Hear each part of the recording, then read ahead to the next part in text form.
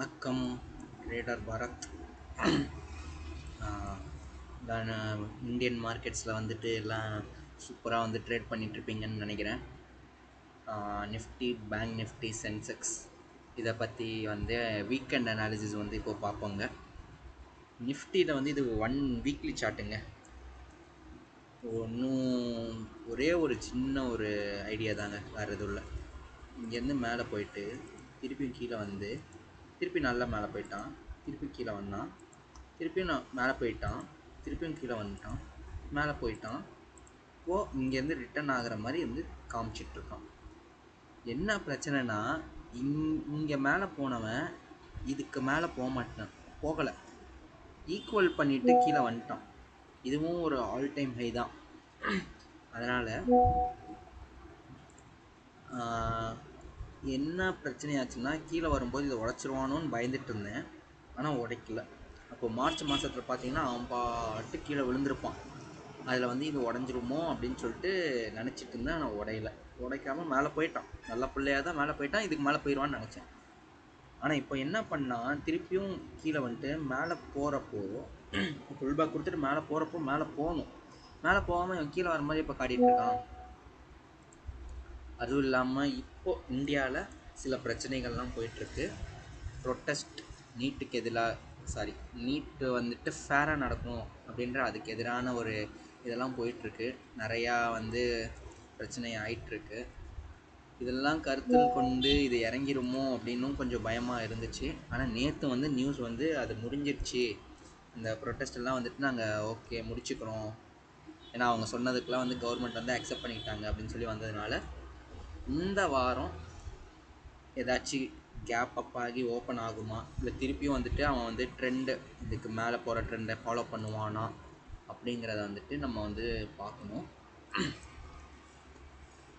நிஃப்டியில் என்ன பண்ணிகிட்டு இருந்துச்சுனாங்க, நம்ம சில்வர் கோல்டில் பார்த்த அதே பேட்டர்ன் இதுலேயும் வந்து இவன் ஃபாலோ பண்ணிகிட்டு இருந்தான். ஃபாலோ பண்ணிவிட்டு அவன் இந்த இடத்துல வந்து உடைச்சிட்டு மேலே போயிருக்கணும், போக முடியல அவனால். திருப்பியும் கீழே வந்தவன் உடைச்சிட்டு அப்பயாச்சும் கீழே போயிருக்கணும். ஆனால் அவன் திருப்பி மேலே போகிற மாதிரி காட்டிட்டான். திருப்பி மேலே போயிட்டான்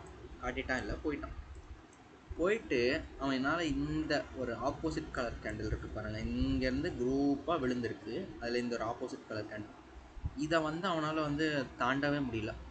கொஞ்சமாக போய் பாடி வச்சுட்டு இந்த இடத்துல இருக்கிற கேப்பை வந்துட்டு ஃபில் பண்ணிவிட்டு அவன் பாட்டுக்கு திருப்பி கீழே விழுவ ஆரம்பிச்சிட்டான். இப்போ இந்த டைம் விழுந்துருவானோ. இந்த இடத்துக்கு வந்தான் அன்னைக்கு தேர்ஸ்டே அன்னைக்கு இந்த இடத்துக்கு வந்தான். ஓகே, இங்கெல்லாம் சப்போர்ட் எடுத்துருக்கு, இங்கேயும் மறுபடியும் ஒரு தடவை சப்போர்ட் எடுத்துரும் அப்படின்னு தான் நினச்சேன். ஆனால் அவன் விழுந்துட்டான். கேப் டவுன் ஆகி ஓப்பன் ஆகி அந்த கேப்பையும் ஃபில் பண்ணிட்டான். ஏன் அப்படின்னா, அவன் இது வரைக்கும் போகாமல் நடுவுலையே திரும்பினதுனால நமக்கு வந்து டவுட்டு. ஆனால் நம்ம வந்துட்டு இந்த இடத்துல க்ரீன் கலர் கேண்டில்லாம் பார்த்துட்டு தான் போயிடுமோ அப்படின்னு நினச்சோம். ஆனால் அவன் காலையிலே கேப் டவுன் ஆகிட்டான். நம்ம இன்வெஸ்ட்மெண்ட் பண்ணல, ட்ரேடிங் பண்ணுறோம். அதனால் அன்னன்னைக்கு மார்க்கெட் ஓப்பன் ஆனால் தான் நமக்கு வந்து தெரியும் நம்மளோட ட்ரேட் எப்படி வரும்னு. 1 ஹவரில் போயாச்சு, நமக்கு வந்து கீழே விழுந்துச்சுன்னு தெரியும். அடுத்தது நம்ம 5 மினிட்ஸ் தான். 5 மினிட்ஸ் போனவன் அன்றைக்கி வந்து கேப் டவுன் ஆகி ஓப்பன் ஆகணும், இவ்வளோ பெரிய கேப்பை ஃபில் பண்ணிட்டு திருப்பி கீழே வந்து ஃபுல்லாக வந்துட்டு இருந்தான். அப்படியே விழுந்துட்டுருக்கான் கீழே. இந்த இடத்துல ஒரு என்ட்ரி எடுத்திருந்தீங்கன்னா இங்கே போய் க்ளோஸ் வச்சுருக்கான், எக்ஸிட் பண்ணி ஆகணும். ஓகே, இது வந்து சீரியஸாக வந்துட்டுருக்கு. இந்த இடத்துல வந்து ஒரு க்ரீன் கலர் கேண்டில் இருக்குது, அடுத்து இந்த இடத்துல ஒரு க்ரீன் கலர் கேண்டில், அதுக்கப்புறம் அவன் பிக்கப் ஆகிட்டான். போயிட்டு இந்தாண்ட வர முடியல, மேலே போயிட்டான். இதை பிரேக் பண்ணான்னா கொஞ்சம் மேலே போயிடுவான், இதையும் பிரேக் பண்ணிட்டான், மேலே போயிட்டான். இதுதான் டார்கெட் நமக்கு இன்றைக்கி. ஆனால் அவன் அதுக்கு மேலேயும் போய்ட்டு அந்த கேப்லாம் வந்து ஃபில் பண்ணிட்டான், அதெல்லாம் எந்த பிரச்சனையும் இல்லை. நிஃப்டியில் வந்துட்டு ஆப்ஷன்ஸ் வந்துட்டு பண்ணுறீங்க அப்படின்னா உங்களுக்கு வந்து அடுத்து ப்ரைஸ் என்ன நடக்குது அப்படின்றத தெரிஞ்சிருக்கணும். நிஃப்டி மட்டும் சொல்லலைங்க, ஆப்ஷன்ஸ்னாலே உங்களுக்கு வந்து ப்ரைஸ் அடுத்தடுத்து என்ன பண்ண போகுதுன்னு தெரிஞ்சிருந்தால் மட்டும்தான் நீங்கள் ஆப்ஷனில் வந்துட்டு காசை போட்டு சீக்கிரமாக வெளியே எடுத்து லாபம் சம்பாதிக்க முடியும். இதுவே நீங்கள் வந்துட்டு ஃப்யூச்சர்ஸில் பண்ணுறீங்க அப்படின்னா உங்களுக்கு வந்து ட்ரேடிங் வந்து கொஞ்சம் ஈஸியாக இருக்குங்க. அதாவது இந்த இடத்துல ட்ரேட் எடுத்திருப்பீங்க, இங்கே போய் க்ளோஸ் வச்சா எக்ஸிட்டு, இந்த பாயிண்ட் என்னவோ அதை மட்டும் லாஸு. சாரி, ஆனால் ஆப்ஷன்ஸுன்றப்போ உங்களால் இப்படிலாம் வந்து போய் ட்ரேட் எடுக்க முடியாது. ப்ரைஸ் வந்து இதை கட் பண்ணதுக்கப்புறம் இவ்வளோ தூரம் போகும்பா எய்மு, அதனால் வந்துட்டு இதுக்குள்ளே இருக்கிற ஒரு ப்ரீமியமாக எடுத்துகிட்டு ஸ்ட்ரைக் ப்ரைஸ் எடுத்துகிட்டு நான் வந்துட்டு ட்ரேட் பண்ணுறேன் அப்படின்னு சொல்லிட்டு ஆப்ஷனில் போட்டு எடுக்கணும். ஆப்ஷனில் வந்துட்டு உங்களுக்கு நிறையா லாபம் கொடுக்கலாம், ஆனால் நிறையா வந்து சக்ஸஸ் ரேட் தருவானான்றது வந்துட்டு உங்களுக்கு வந்து இந்த நிஃப்டியோட அந்த இண்டெக்ஸ் ப்ரைஸ் வந்து ஓடுறதை வச்சு தான் நீங்கள் கேல்குலேட் பண்ணி அது அப்படி போகும் அப்படின்னு சொல்லி நீங்கள் அதை எடுக்க முடியும். இதுவே உங்கள்கிட்ட கேபிட்டல் அதிகமாக இருந்து ஒரே ஒரு லாட் ஃபியூச்சர்ஸில் எடுத்தீங்கன்னா உங்களால் வந்துட்டு வெயிட் பண்ணியிருந்து லாபம் சம்பாதிக்க முடியும். அதுதான் சொல்ல வர்றது. ஸோ ட்ரேடிங்கில் 2 விஷயம் வந்து எப்போவுமே முக்கியம். ஒன்று பொறுமை, இன்னொன்று கேபிட்டல், அப்புறம் பயிற்சி. பயிற்சி இல்லாமல் எதுவுமே சாத்தியம் கிடையாது. பயிற்சி கண்டிப்பாக வேணும் நமக்கு. பயிற்சி வந்து 1000 மடங்கு வேணும் நமக்கு. அப்போ தான் வந்துட்டு கேபிட்டலை வந்து காப்பாற்றவும் முடியும், அதை வச்சு நம்ம ப்ராஃபிட்டும் பண்ண முடியும். ஸோ நிஃப்டி வந்துட்டு இதுதான், அவன் விழுந்துருவானோ அப்படின்ற ஒரு இது. இப்போது என்னென்னா இந்த இடத்துலலாம் வந்துட்டு இவன் சப்போர்ட் எடுத்துருக்கிறான்னா இந்த சப்போர்ட்டை இவன் வந்து இப்போ ரெசிஸ்டன்ஸாக யூஸ் பண்ணிடுவானோ,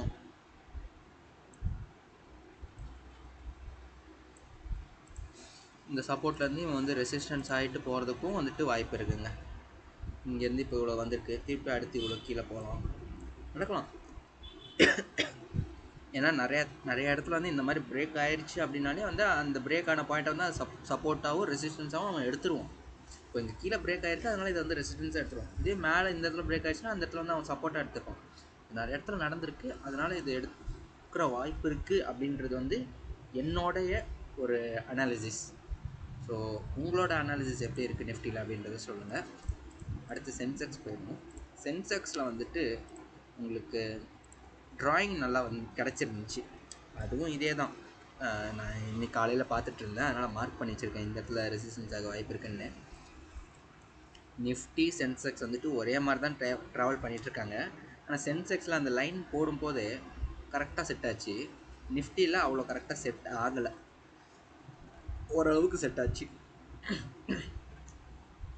இவனும் பாருங்கள், இந்த இடத்துல இந்த ஆப்போசிட் கலர் கேண்டில் வந்த உடனே எத்தனை தடவை ரிஜெக்ட் ஆகிருக்கான் பாருங்கள். 1 2 3 இதுக்கிட்டே போக முடியல.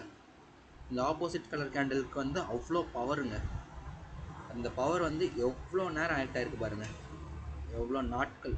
என்னைக்கு வந்த ஆப்போசிட்டு, ஜூலை 8 வந்த ஆப்போசிட் கலர் கேண்டில் 10 நாள் கழிச்சு ஃப்ரைடே 17 ஜூலை அன்றைக்கி தான் வந்துட்டு அவனால் பிரேக் பண்ண முடிஞ்சிச்சு.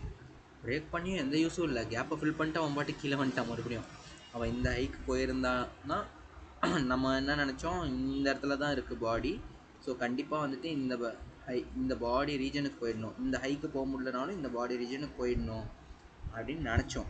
ஆனால் எதுவுமே வந்து அவ்வளோ தூரம் போகலை, அவன் பாட்டுக்கு கேப் டவுன் பண்ணிட்டு போயிட்டே இருந்தான். இப்போ இதை ரெசிஸ்டன்ஸாக எடுக்க வாய்ப்பு இருக்குது. ஸோ சென்செக்ஸும் நிஃப்டியும் ஒரே மாதிரி பண்ணுறதுனால நான் அவ்வளோக்கும் வந்து இதில் வந்து எக்ஸ்பிளைன் எதுவும் பண்ணலைங்க. அன்னன்னைக்கு ட்ரேட் எடுங்க, முன்னாடி நாளே வாங்கி வச்சுலாம் பண்ணாதீங்க. உங்களுக்கு நிறைய எக்ஸ்பீரியன்ஸ் இருந்துச்சு, பண்ண தெரியும் அப்படின்னா ஓகே, ஒன்றும் பிரச்சனை இல்லை.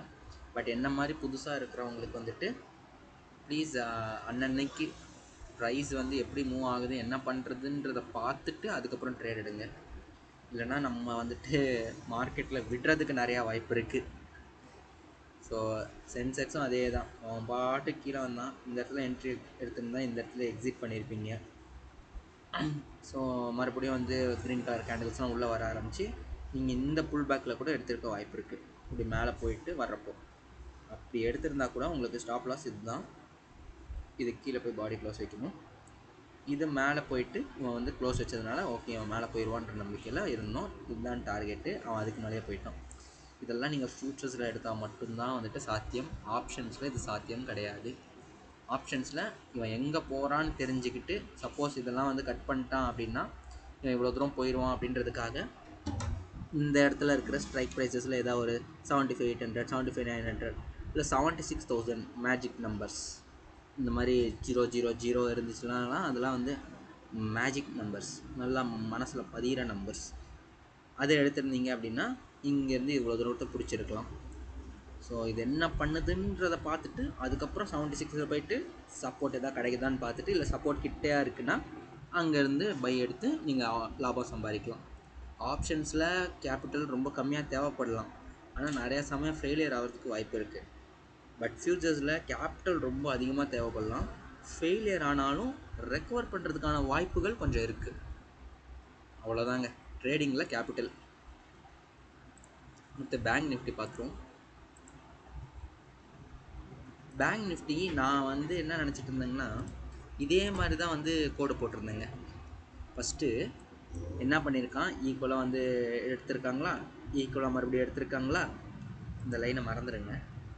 இப்போ பாருங்கள், இங்கேயும் ஈக்குவலாக இருக்குது, இங்கே கொஞ்சம் மேலே இருக்குது, இங்கே கொஞ்சம் இதுக்கு ஈக்குவலாகவே வந்துருச்சு, ஆமாங்களா. இங்கே வந்து இப்படிலாம் போயிட்டுருக்கோம். அதனால் என்ன பண்ணியிருந்தோம், இங்கேருந்து இப்படி ஒரு லைனை போட்டு உட்காந்துட்டு இருந்தேன். சென்செக்ஸ்லேயும் அதே தானே, நீங்கள் பார்த்துருப்பீங்க, இந்த இடத்துல மட்டும் லைட்டாக மேலே போயிருக்கும், இதுக்கப்புறம் வந்து மேலேயே போகாது அப்படின்னு. அதனால் இதை வந்துட்டு நான் வந்து ஒரு சப்போர்ட்டாக நினச்சிட்டு உட்காந்துட்டு இருந்தோம். ஆனால் இன்றைக்கி அனாலிசிஸ் பண்ணும்போது என்ன தெரிஞ்சிச்சு, இவன் அது பண்ணியிருக்கிறான். அதுக்கப்புறம் இங்கே சப்போர்ட் ரெசிஸ்டன்ஸ் ஆனதுக்கப்புறம் இவன் வந்து இன்னும் டெலீட் ஆகலை, ஓகே சாரி,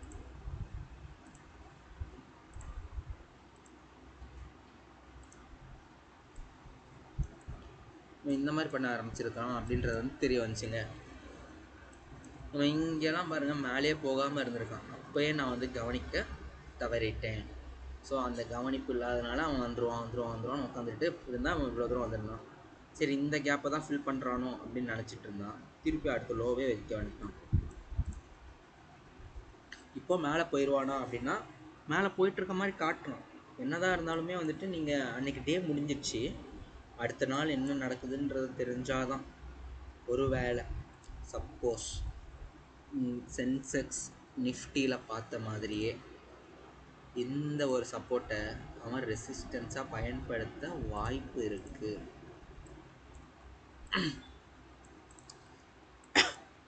தெரியுதுங்களா, இந்த இடத்துல ரெசிஸ்டன்ஸாக இவ்வளோ தூரம் கீழே வந்துட்டு புல் பேக் மாதிரி சும்மா கொஞ்சம் போயிட்டு திருப்பி இந்த இடத்துல ரெசிஸ்ட் ஆகிட்டு கீழே வர்றதுக்கான வாய்ப்பும் இருக்குது. அதனால் மார்க்கெட் ஓப்பன் ஆனால் தான் எதுவுமே வந்து நம்மளால் சொல்ல முடியும். பேங்க் நிஃப்டிலாம் ரொம்ப பயங்கரமாக நவரும், ஒரு நாளைக்கு 500-1000 பாயிண்ட்லாம் நவரும்.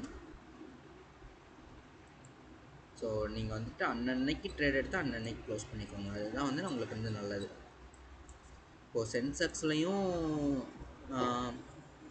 சென்செக்ஸ்லேயும் நிஃப்டிலையும் வந்து பார்த்துருப்போம், லைனாக வந்துட்டுருக்கோம். ஃபஸ்ட்டு ஒரு க்ரீன் கலர் கேண்டில் வந்திருக்கும், அதுக்கப்புறம் இன்னொரு கேண்டில் வந்திருக்கும், அப்போ தான் மேலே போயிருக்கும். ஆனால் பேங்க் நிஃப்டியில் பாருங்கள், ஃபஸ்ட்டு க்ரீன் கலர்லேயே அவன் வந்து மேலே போக ஸ்டார்ட் பண்ணிட்டான்.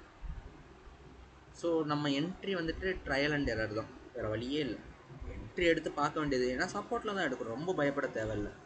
வந்தால் கொஞ்சம் லாபம் கொடுத்துருவோம், வரலன்னா கொஞ்சமாக நஷ்டம் எடுத்துகிட்டு போயிடுவோம், அவ்வளோதான். மற்றபடி வேறு எதுவும் கிடையாது. நம்ம வந்து பயந்துட்டு ட்ரேட் எடுக்காமல் வந்துட்டு, அது நல்ல இடத்துல வந்துட்டு சப்போர்ட்டும் வந்துட்டதுக்கப்புறம் பயந்துட்டு ட்ரேட் எடுக்காமல் இருக்கக்கூடாது.